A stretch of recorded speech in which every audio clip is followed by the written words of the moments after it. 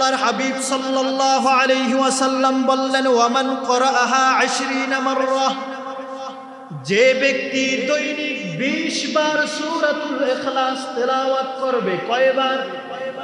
20 বার সূরাতুল ইখলাস তেলাওয়াত করবে। বানাল্লাহু লাহু কসরাইনি ফিল জান্নাহ, আল্লাহ রাব্বুল আলামিন জান্নাতের মধ্যে ওই ব্যক্তির জন্য 2টা নূরের চমক তৈরি করে দিবে। এরপরের অংশে আল্লাহর হাবিব বললেন, ওয়ামান ক্বরাআহা 30 মাররা, আমার উম্মতের মধ্য থেকে যে উম্মতটি প্রতিদিন 30 বার সূরাতুল ইখলাস তেলাওয়াত করবে। কয়বার? 30 বার যে ব্যক্তি সূরাতুল ইখলাস তেলাওয়াত করবে, বানাল্লাহু লাহু কুসুরি সালাসাতা কুসুরি ফিল জান্নাহ, জান্নাতের মধ্যে আল্লাহ রাব্বুল আলামিন 3টা নূরের চমক ওই ব্যক্তির জন্য বানায়া রাখবে। তাহলে কঠিন কাজ। সূরাতুল ইখলাস কি অনেক বড় সূরা? এমন মুসল্লি মসজিদ আছে একটা সূরা পারে, সেটাই হচ্ছে কুল হুয়াল্লাহু আহাদ। তাহলে এর মর্যাদা কম না বেশি? তাহলে 10 বার পড়লে কয়টা নূরের চমক? কথা কন, কয়টা? জোরে বলেন, কয়টা? যদি 20 বার পড়েন কয়টা? 30 বার পড়লে কয়টা? 30 বারের কথা হাদিসে উল্লেখ আছে, তাহলে 40 বার পড়লে মনে হয় 4টা আল্লাহ তাআলা দিতে পারেন না। কথা কয় না? পারে? আল্লাহর সেই ক্ষমতা আছে। তাহলে 10 বার পড়লে একটা, 20 বার পড়লে 2টা, 30 বার পড়লে 3টা, 40 বার পড়লে 4টা। যত বেশি পড়বেন তত বেশি নূরের চমক আল্লাহ তাআলা আপনার জন্য জান্নাতে বানায়া রাখবেন। বলুন আল্লাহু আকবার। অন্য হাদিসে আল্লাহর হাবিব বলেছেন, আহমদ ইবনে হাম্বল রাহমাতুল্লাহি আলাইহি তার মুসনাদে হাম্বলে কোট করেছেন, আল্লাহর হাবিব বললেন, যে ব্যক্তি প্রতিদিন ফজরের নামাজ, ফরজ নামাজের পরে, যে ব্যক্তি প্রতিদিন ফরজ নামাজের পরে 10 বার সূরাতুল ইখলাস তেলাওয়াত করবে। কয়বার? 10 বার। যে ব্যক্তি ফরজ নামাজের পরে সূরাতুল ইখলাস তেলাওয়াত করবে, কাল কিয়ামতের ময়দানে হিসাব নিকাশের পরে আল্লাহ রাব্বুল আলামিন তার ওই বান্দার জন্য জান্নাতের সব দরজাগুলো খুলে দিবে। শুধুমাত্র তাই নয়, আল্লাহ রাব্বুল আলামিন যখন হিসাব নিকাশ শেষ হয়ে যাবে, যে ব্যক্তি দৈনিক সূরাতুল ফাতিহা ফরজ নামাজের পরে তেলাওয়াত করবে 10 বার, আল্লাহ তাআলা যখন জান্নাতের সব দরজাগুলো খুলে দিবেন, সঙ্গে সঙ্গে ফেরেশতারা ওই ব্যক্তিকে ডেকে ডেকে বলবে, উদখুল বিআইয়ি বাবিন তাশা, ও ব্যক্তি, ও ব্যক্তি, শোনো শোনো, আল্লাহ রাব্বুল আলামিন তোমার জন্য জান্নাতের সব দরজাগুলো খুলে দিয়েছেন। তোমার যেই জান্নাতের দরজা পছন্দ হয় ওইটা দিয়ে তুমি জান্নাতের মধ্যে প্রবেশ করো। বলুন সুবহানাল্লাহ। তোমার প্রেমেতে আমার কলিজায় অঙ্গার, কলিজায় অঙ্গার গো রাসূল, কলিজায় অঙ্গার। তোমার প্রেমেতে আমার কলিজায় অঙ্গার, কলিজায় অঙ্গার গো রাসূল, কলিজায় অঙ্গার। দিদার দিয়ে শান্ত করো সাকিয়ে কাউসার, ইয়া রাসূলুল্লাহ, আমি তোমার প্রেমের ভিখারি, ইয়া রাসূলুল্লাহ, ইয়া হাবিবাল্লাহ, আমি তোমার প্রেমের ভিখারি। আল্লাহুম্মা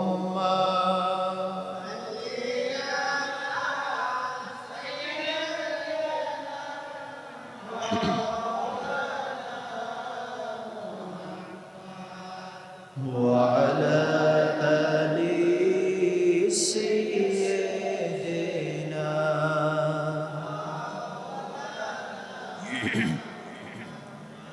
আল্লাহ আল্লাহ আল্লাহু লা ইলাহা ইল্লাহু আমার আল্লাহ আল্লাহ।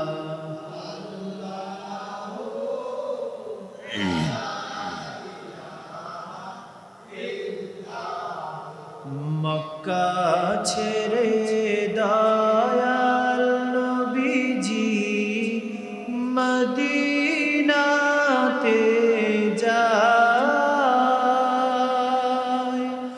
মক্কা ছেড়ে দয়াল নবীজি মদিনাতে যায়।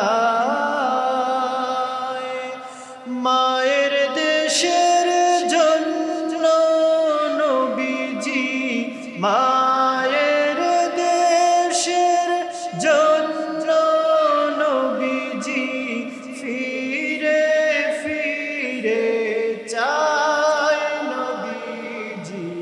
আল্লাহ আল্লাহ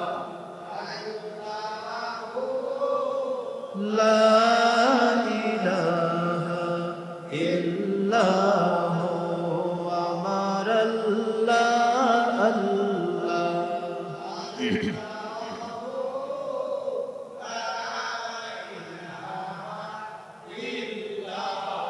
লা ইলাহা ইল্লাল্লাহু মুহাম্মাদুর রাসূলুল্লাহ সাল্লাল্লাহু আলাইহি ওয়াসাল্লাম।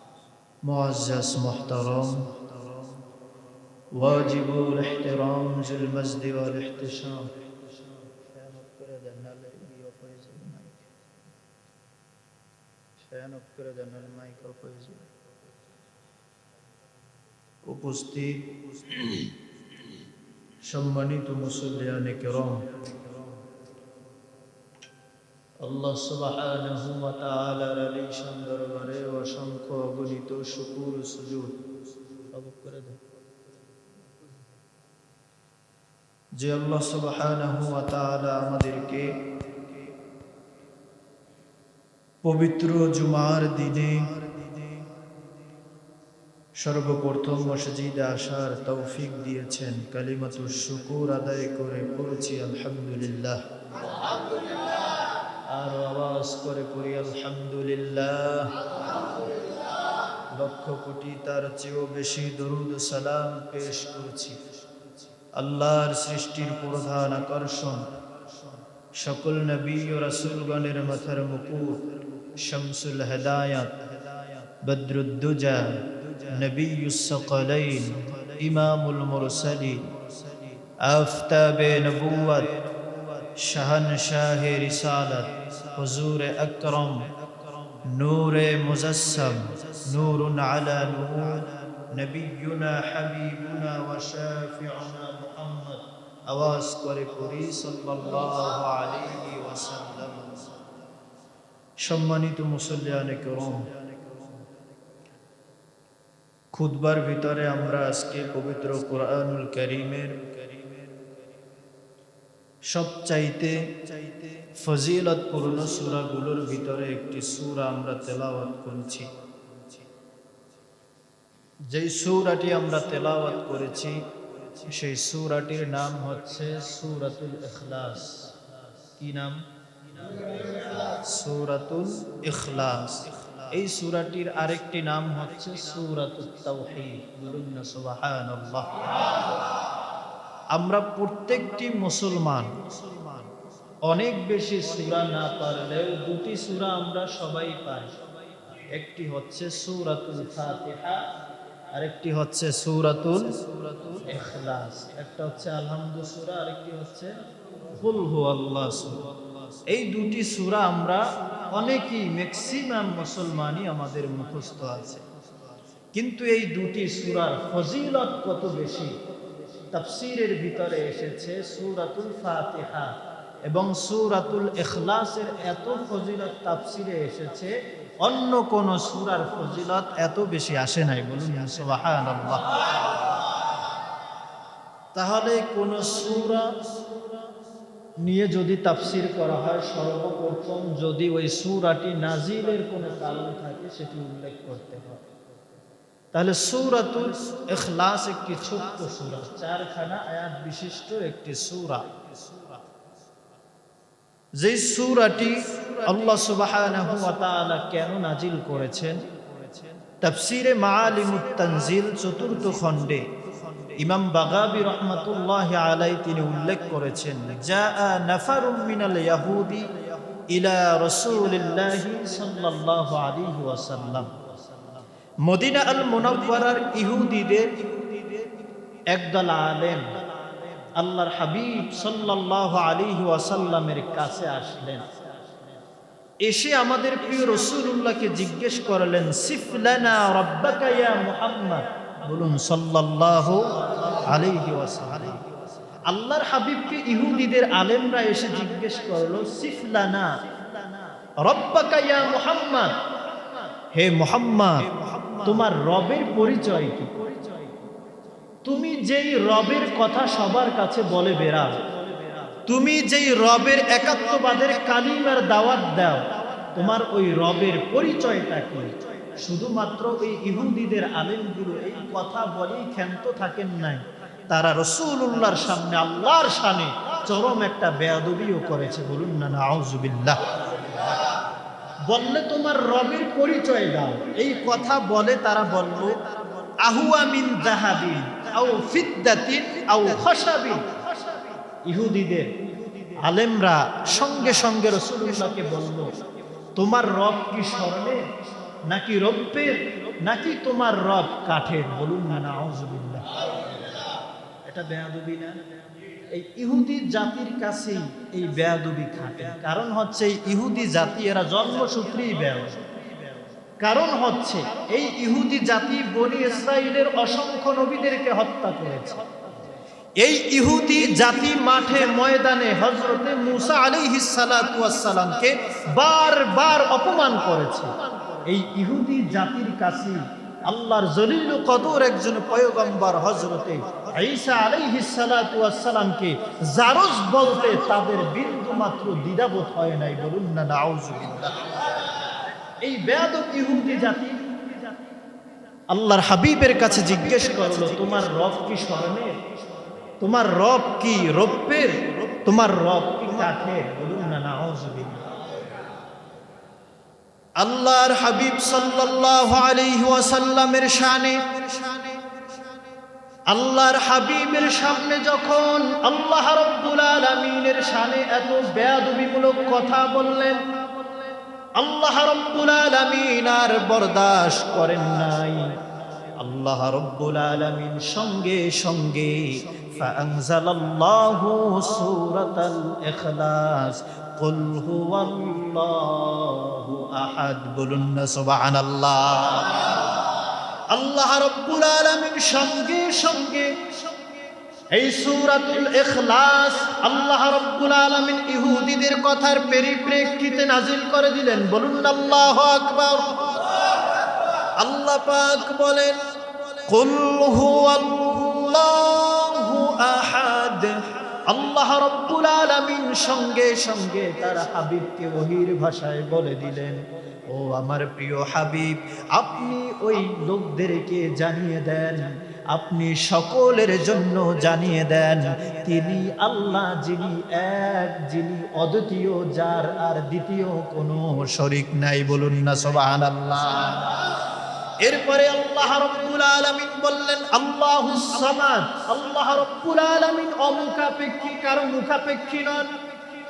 এরপরের আয়াতে আল্লাহ রাব্বুল আলামিন বললেন, লাম ইয়ালিদ ওয়া লাম ইউলাদ। আল্লাহ রাব্বুল আলামিন নিজের জাত থেকে তিনি কাউকে জন্ম দেন নাই, বানান নাই, এবং তিনিও কারো থেকে, আল্লাহ রাব্বুল আলামিন কারো থেকে, অন্যের থেকে জন্ম নেন নাই। বলুন না সুবহানাল্লাহ। ওয়ালাম ইয়াকুল লাহু কুফুয়ান আহাদ। আকাশ ও জমিনে রব্বুল আলামিনের সমকক্ষ দ্বিতীয় আর কেউ নাই। বলুন না সুবহানাল্লাহ। অন্য তাফসীরের মধ্যে আরেকটি কারণ এসেছে, কাফেরদের একটি দল আল্লাহর হাবিবের চাচা আবু তালেবের কাছে গিয়ে বলল, আবু তালেব, তোমার ভাতিজা মুহাম্মদ সাল্লাল্লাহু আলাইহি ওয়াসাল্লামকে আমরা যে প্রস্তাবটা তোমার কাছে উপস্থাপন করব, এই প্রস্তাবটা তুমি গিয়ে মুহাম্মাদের কাছে পৌঁছে দিবে। আমাদের প্রস্তাব কি? আমাদের প্রস্তাব হচ্ছে তোমার ভাতিজা মুহাম্মদ যেন এই মক্কায় আল্লাহ তাআলার কালেমার দাওয়াত আর না দেয়, বন্ধ করে দেয়। বলুন না নাউজুবিল্লাহ। কাফির মুশরিকরা রাসূলুল্লাহর চাচার কাছে গিয়ে বলল, তাকে নিষেধ করে দিবা, তিনি যেন আর কালেমার দাওয়াত, তার রবের দাওয়াত এই মক্কায় আর না দেয়।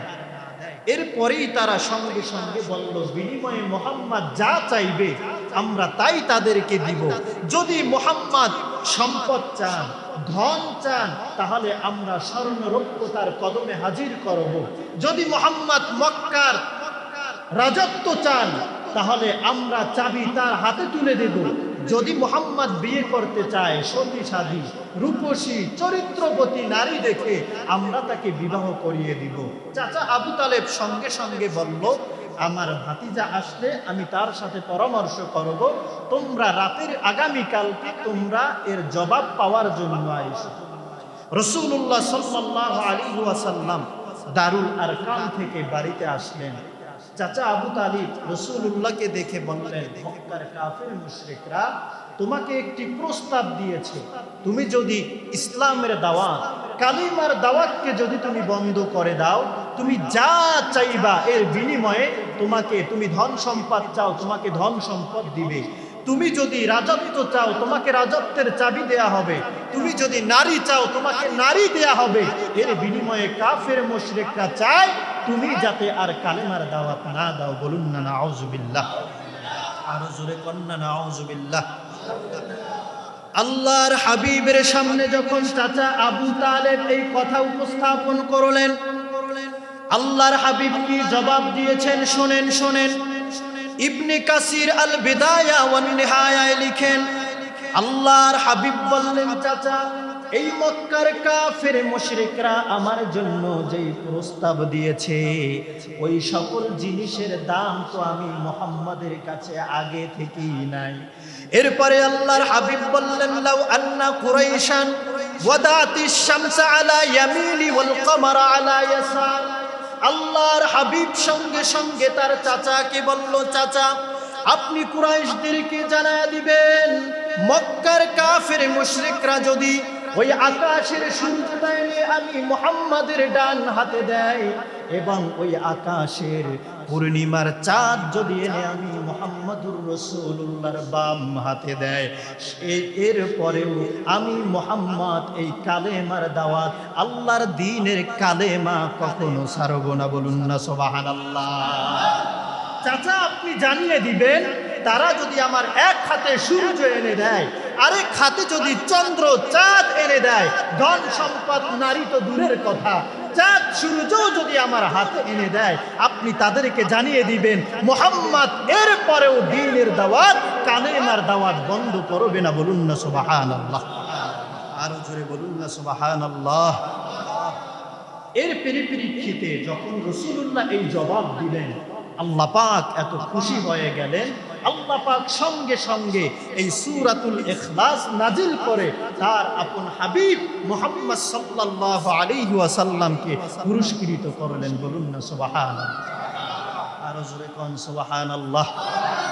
তাহলে দুইটা কারণ আমরা জানতে পারলাম সূরাতুল ইখলাস আল্লাহ তাআলা কেন নাজিল করেছেন। এরপরে আসি সূরাতুল ইখলাসের ফজিলত কি। এই সূরার ফজিলত কম না বেশি? আরো আস্তে কন, কম না বেশি? এই সূরার এত ফজিলত আজকে সারাদিন বর্ণনা করলেও বলে শেষ করা যাবে না। আল্লাহর হাবিব সাল্লাল্লাহু আলাইহি ওয়াসাল্লাম বললেন, মান ক্বরাআ কুল হুয়াল্লাহু আহাদ আহাদা 10 মাররাত বানাল্লাহু লাহু কসরান ফিল জান্নাহ। আওয়াজ এক করে করুন আল্লাহু আকবার। আল্লাহর হাবিব বললেন, যে ব্যক্তি দৈনিক 10 বার সূরাতুল ইখলাস তথা কুল হুয়াল্লাহু আহাদ এই সূরা তেলাওয়াত করবে। কয়বার? আরো জোরে কোন, কয়বার? 10 বার যে ব্যক্তি তেলাওয়াত করবে, বানাল্লাহু লাহু কসরান ফিল জান্নাহ, আল্লাহ তাআলা ওই ব্যক্তির জন্য জান্নাতের মধ্যে একটি নূরের চমক তৈরি করে দিবেন। এরপরে আল্লাহর হাবিব সাল্লাল্লাহু আলাইহি ওয়াসাল্লাম বললেন, ওয়ামান ক্বরাআহা 20 মাররা, যে ব্যক্তি দৈনিক 20 বার সূরাতুল ইখলাস তেলাওয়াত করবে। কয়বার? 20 বার সূরাতুল ইখলাস তেলাওয়াত করবে, বানাল্লাহু লাহু কসরাইনি ফিল জান্নাহ, আল্লাহ রাব্বুল আলামিন জান্নাতের মধ্যে ওই ব্যক্তির জন্য 2টা নূরের চমক তৈরি করে দিবে। এরপরের অংশে আল্লাহর হাবিব বললেন, ওয়ামান ক্বরাআহা 30 মাররা, আমার উম্মতের মধ্য থেকে যে উম্মতটি প্রতিদিন 30 বার সূরাতুল ইখলাস তেলাওয়াত করবে। কয়বার? 30 বার যে ব্যক্তি সূরাতুল ইখলাস তেলাওয়াত করবে, বানাল্লাহু লাহু কুসুরি সালাসাতা কুসুরি ফিল জান্নাহ, জান্নাতের মধ্যে আল্লাহ রাব্বুল আলামিন 3টা নূরের চমক ওই ব্যক্তির জন্য বানায়া রাখবে। তাহলে কঠিন কাজ। সূরাতুল ইখলাস কি অনেক বড় সূরা? এমন মুসল্লি এই মসজিদ আছে একটা সূরা পারে, সেটাই হচ্ছে কুল হুয়াল্লাহু আহাদ। তাহলে এর মর্যাদা কম না বেশি? তাহলে 10 বার পড়লে কয়টা নূরের চমক? কথা কন, কয়টা? জোরে বলেন, কয়টা? যদি 20 বার পড়েন কয়টা? 30 বার পড়লে কয়টা? 30 বারের কথা হাদিসে উল্লেখ আছে, তাহলে 40 বার পড়লে মনে হয় 4টা আল্লাহ তাআলা দিতে পারেন না। কথা কয় না? পারে? আল্লাহর সেই ক্ষমতা আছে। তাহলে 10 বার পড়লে একটা, 20 বার পড়লে 2টা, 30 বার পড়লে 3টা, 40 বার পড়লে 4টা, যত বেশি পড়বেন তত বেশি নূরের চমক আল্লাহ তাআলা আপনার জন্য জান্নাতে বানায়া রাখবেন। বলুন আল্লাহু আকবার। অন্য হাদিসে আল্লাহর হাবিব বলেছেন, আহমদ ইবনে হাম্বল রাহমাতুল্লাহি আলাইহি তার মুসনাদে হাম্বলে কোট করেছেন, আল্লাহর হাবিব বললেন, যে ব্যক্তি প্রতিদিন ফজরের নামাজ, ফরজ নামাজের পরে, যে ব্যক্তি প্রতিদিন প্রতি ফরজ নামাজের পরে 10 বার সূরাতুল ইখলাস তেলাওয়াত করবে। কয়বার? 10 বার যে ব্যক্তি ফরজ নামাজের পরে সূরাতুল ইখলাস তেলাওয়াত করবে, কাল কিয়ামতের ময়দানে হিসাব নিকাশের পরে আল্লাহ রাব্বুল আলামিন তার ওই বান্দার জন্য জান্নাতের সব দরজাগুলো খুলে দিবে। শুধুমাত্র তাই নয়, আল্লাহ রাব্বুল আলামিন যখন হিসাব নিকাশ শেষ হয়ে যাবে, যে ব্যক্তি দৈনিক সূরাতুল ফাতিহা ফরজ নামাজের পরে তেলাওয়াত করবে 10 বার, আল্লাহ তাআলা যখন জান্নাতের সব দরজাগুলো খুলে দিবেন, সঙ্গে সঙ্গে ফেরেশতারা ওই ব্যক্তিকে ডেকে ডেকে বলবে, উদখুল বিআইয়ি বাবিন তাশা, ও ব্যক্তি, ও ব্যক্তি, শোনো শোনো, আল্লাহ রাব্বুল আলামিন তোমার জন্য জান্নাতের সব দরজাগুলো খুলে দিয়েছেন, তোমার যেই জান্নাতের দরজা পছন্দ হয় ওইটা দিয়ে তুমি জান্নাতের মধ্যে প্রবেশ করো। বলুন না সুবহানাল্লাহ। আর জোরে বলুন না সুবহানাল্লাহ। তাহলে প্রতি ফরজ নামাজের পর কয়বার? কথা কন, কয়বার? অনেক সময়ের ব্যাপার এটা। কুল হুয়াল্লাহু আহাদ আল্লাহুস সামাদ লাম ইয়ালিদ ওয়া লাম ইউলাদ ওয়া লাম ইয়াকুল লাহু কুফুয়ান আহাদ, একবার শেষ। এভাবে 10 বার যদি ফরজ নামাজের পরে পড়া যায়, কিয়ামতের ময়দানে হিসাব নিকাশের পরে ওই ব্যক্তির জন্য জান্নাতের সব দরজা উন্মুক্ত করে দিবেন কে? আরো জোরে বলুন, কে? এখন অনেকে তো মনে মনে ভাবতেছেন যে আমরা তো নামাজই পড়ি না, সূরা ইখলাস পড়ব কোন সময়? এমন মুসল্লি সমাজে নাই? খুব কম মনে হয়, বেশি না কম? আবার অনেকে ভাবতেছে, অনেকে আবার মনে করে যে নামাজি দোয়া, নামাজের পরে আবার দোয়া করা লাগে কিসে? এমন কিছু মুসল্লি আছে না? আছে। একদল আছে ভাবে যে নামাজই পড়ি না, আবার সূরা ইখলাস পড়ব কখন? আরেক দল আছে ভাবে নামাজই তো দোয়া, আবার আলাদা দোয়ার কি প্রয়োজন, এমন মুসল্লি আছে না নাই? আছে। এই নামাজের পরে দোয়া করার নির্দেশ পবিত্র কোরআনুল কারীমের মধ্যে একজনে দিয়ে দিয়েছেন, তিনি কে? আল্লাহ রাব্বুল আলামিন কোরআনুল কারীমে নামাজের পরে দোয়া করার নির্দেশ করে বললেন, ফাইদা ফারাগতা ফানসাব। আল্লাহ রাব্বুল আলামিন তার প্রিয় হাবিবকে ডাক দিয়ে বললেন, ও আমার হাবিব, শোনেন শোনেন, আপনি যখন নামাজ শেষ করবেন করেন, কোনো সমস্যা নাই, কিন্তু আপনি যখনই নামাজ শেষ করবেন, নামাজ শেষ করে সঙ্গে সঙ্গে আমি আল্লাহর কাছে আপনি দোয়া করেন। বলুন না সুবহানাল্লাহ। এই যে ফাইদা ফারাগতা ফানসাব, এই আয়াতের তাফসীর করতে গিয়ে, এই আয়াতের ব্যাখ্যা করতে গিয়ে ইমাম রাজি রাহমাতুল্লাহি আলাইহি তার তাফসীরের 11 খণ্ডের মধ্যে তিনি লিখেছেন, ফাইদা ফারাগতা ইয়া মুহাম্মদ মিন সালাতিল মাকতুবাত ফানসাব ইলা রাব্বিকা ফিদ দুআ। এই আয়াতের তাফসীর করতে গিয়ে ইমাম রাজি রাহমাতুল্লাহি আলাইহি বললেন, আপনি যখনই নামাজ শেষ করেন না কেন, নামাজ শেষ করবেন আল্লাহ তাআলার কাছে দোয়া করার মাধ্যমে। বলুন না সুবহানাল্লাহ। আরেকটু আওয়াজ করে বলুন সুবহানাল্লাহ। আবার এক দলে আছে, তারা বলে যে ফরজ নামাজের পরে কোনো দোয়া নাই। আছে না? কথা কয় না? আছে না নাই? দেখেন না ভেজাল বাজায় খালি ফরজ নামাজের পরে কোনো দোয়া নেই। নামাজ তো দোয়া, জিকির তো দোয়া, দরুদ পড়ি তো দোয়া, আবার নামাজের পরে দোয়া লাগবে কিসে? এমন একদল আসে না? আল্লাহর হাবিব সাল্লাল্লাহু আলাইহি ওয়াসাল্লাম নামাজের পরে যে দোয়া করতেন, অসংখ্য হাদিস, সহিহ হাদিস, হাদিসের কিতাবগুলোর ভিতরে রয়েছে, কিন্তু ওই কানার ঘরের কানারা ওই হাদিস পড়লেও স্বীকার করে না, তাহলে তাদের দলের গোমর ফাঁস হয়ে যাবে। এজন্য হাদিস যদিও পড়ে, কিন্তু ওই হাদিস আর মানুষের সামনে বলে না। বুখারীর হাদিস, আম্মা জান আয়েশা সিদ্দিকা রাদিয়াল্লাহু তাআলা আনহা বলেন, প্রত্যেক ফরজ নামাজের পরে আমি রাসূলুল্লাহকে দোয়া করতে দেখতাম। সুবহানাল্লাহ বলবেন না? আম্মা জান আয়েশা রাদিয়াল্লাহু তাআলা আনহা বলেন, আল্লাহর হাবিব কি দোয়া করেন? তাবারাকতা রাব্বানা ওয়া তাআলাইতা ইয়া যাল জালালি ওয়াল ইকরাম। আল্লাহর হাবিব প্রত্যেক ফরজ নামাজের পরে এই দোয়া এত উচ্চ আওয়াজে পড়তেন, আমি তার স্ত্রী আয়েশা আমার হুজরা খানায় বসে আমি রাসূলুল্লাহর জবান মোবারক দ্বারা এই দোয়া শুনতে পেতাম। আর জোরে বলুন না সুবহানাল্লাহ। সহিহ আল মুসলিম শরীফের হাদিস, আল্লাহর হাবিবের খাদেম ছিলেন হযরত সাওবান রাদিয়াল্লাহু তাআলা আনহু। আল্লাহর হাবিবের খাদেম হযরত সাওবান রাদিয়াল্লাহু তাআলা আনহু বললেন, রাসূলুল্লাহ প্রতিদিন প্রত্যেক আসরের নামাজের পরে যখন শেষ হয়ে যেত, রাসূলুল্লাহ ঘুরে সাহাবীদের দিকে ঘুরে বসতেন। এরপরে আল্লাহর হাবিব দীর্ঘ সময় ধরে দোয়া পড়তেন।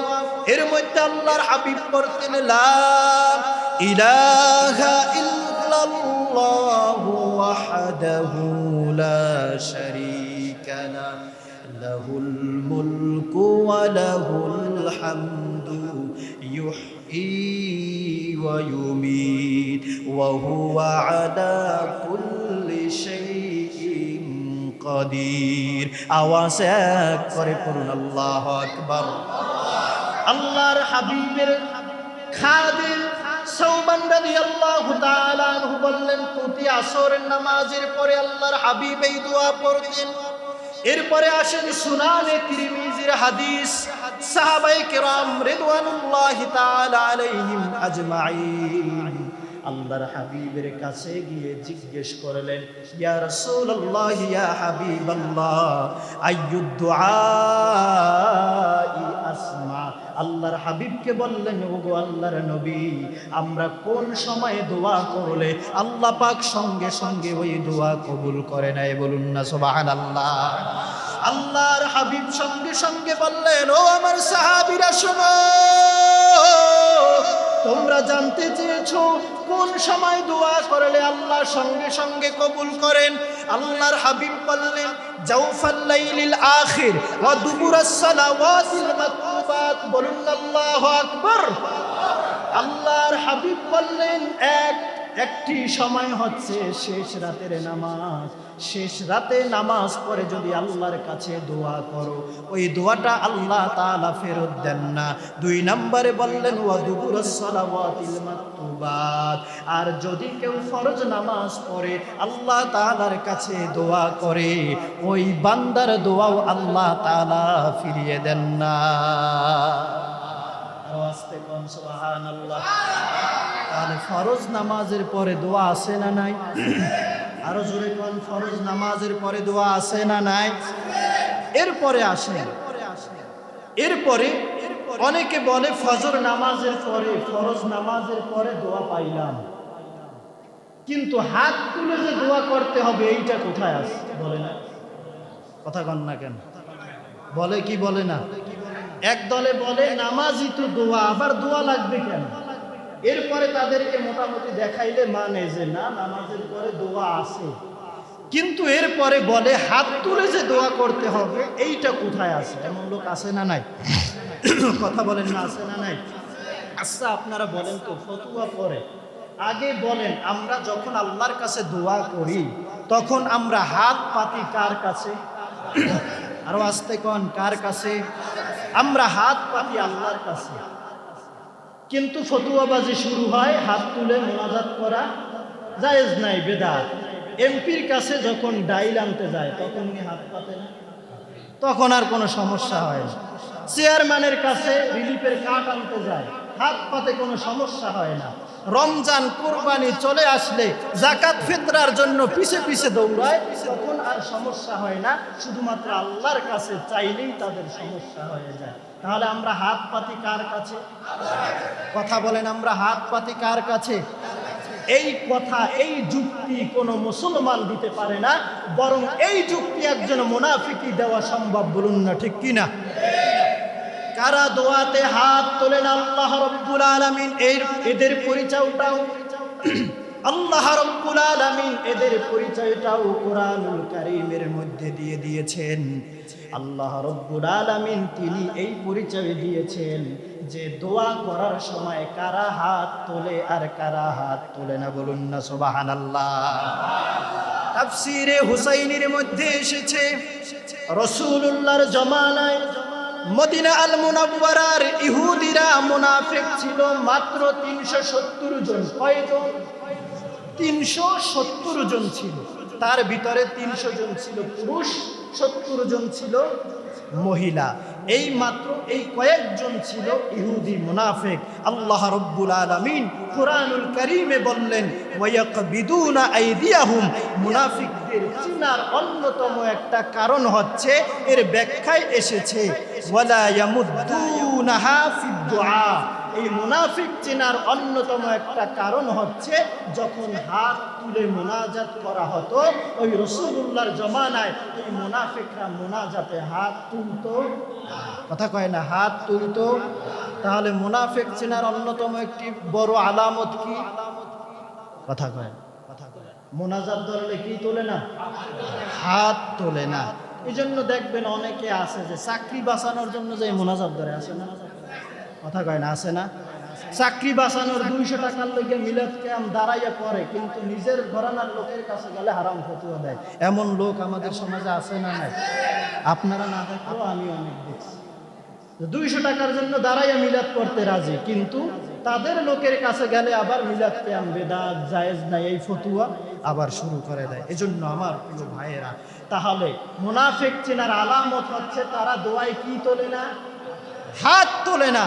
কিন্তু নবীকুল সম্রাট, দু জাহানের বাদশাহ নবী মুহাম্মদুর রাসূলুল্লাহ সাল্লাল্লাহু আলাইহি ওয়াসাল্লাম যখন দোয়া করলেন, হযরতে আনাস ইবনে মালিক রাদিয়াল্লাহু তাআলা আনহু বললেন, আমি নিজে দেখেছি রাসূলুল্লাহ হাত তুলে দোয়া করেন। বলুন না সুবহানাল্লাহ।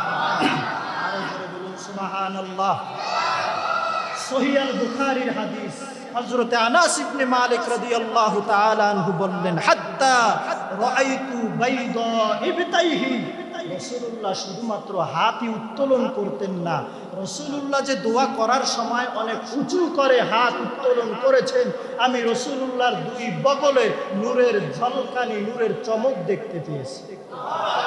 আরো আস্তে কোন সুবহানাল্লাহ। তাহলে রাসূলুল্লাহর বগল থেকে কি দেখতে পেয়েছেন? নূরের ঝলকানি। কিসের ঝলকানি? আর আপনার আমার বগল থেকে নূরের ঝলকানি বের হয়, কথা কয় না? নূরের ঝলকানি বের হয়, মেশক আম্বরের ঘেরান বের হয়। তাহলে রাসূলুল্লাহর বগল থেকে নূরের ঝলকানি বের হয়, আপনার বগলের নিচে হলো আফ্রিকার জঙ্গল, আর আপনি বলেন যে নবী আমার মতোই মানুষ। তাহলে আপনার মাথা কি ঠিক আছে? কথা বলেন না, আপনার মাথা তাইলে ঠিক আছে? কোনো ব্যাককল ছাড়াই এমন কথা বলতে পারে না। এজন্য আমার প্রিয় ভাইয়েরা, রাসূলুল্লাহ কি তুলে দোয়া করেছেন? হাত তুলে দোয়া করেছেন। তাহলে আমরা নামাজের পরে দোয়া আছে না নাই? কথা কয় না, দোয়া আছে না নাই? নামাজ হলো একটা দোয়া, এটা কি আমরা অস্বীকার করি? জিকির একটা দোয়া, এটা কি আমরা অস্বীকার করি? তেলাওয়াত একটি দোয়া, এটা কি আমরা অস্বীকার করি? অস্বীকার করার কোনো সুযোগ আছে? নাই। কিন্তু অসংখ্য হাদিস দ্বারা প্রমাণ, ফরজ নামাজের পরে রাসূলুল্লাহ দোয়া করতেন। এরপরে আমরা পেলাম রাসূলুল্লাহ হাত তুলে দোয়া করতেন না হাত ছেড়ে? কথা কয় না, হাত তুলে না হাত ছেড়ে? হাত তুলে দোয়া করতেন। এজন্য আমরা 5 ওয়াক্ত নামাজের পরে এমন, আচ্ছা আপনি রাতের বেলা তাহাজ্জুদ পড়ছেন, তাহাজ্জুদ পড়ার পরে আপনি আল্লাহর সামনে একটু দোয়া করবেন, আপনি একদিন একটু ট্রাই করবেন, হাত তুলে একদিন মোনাজাত ধরবেন, চোখ থেকে পানি ফেলবেন, আর হাত না তুলে একদিন আল্লাহর কাছে দোয়া করবেন। কোনটার ভিতরে আপনি মজা পান, এরপরে আমার কাছে এসে বলবেন। রাজি আছেন?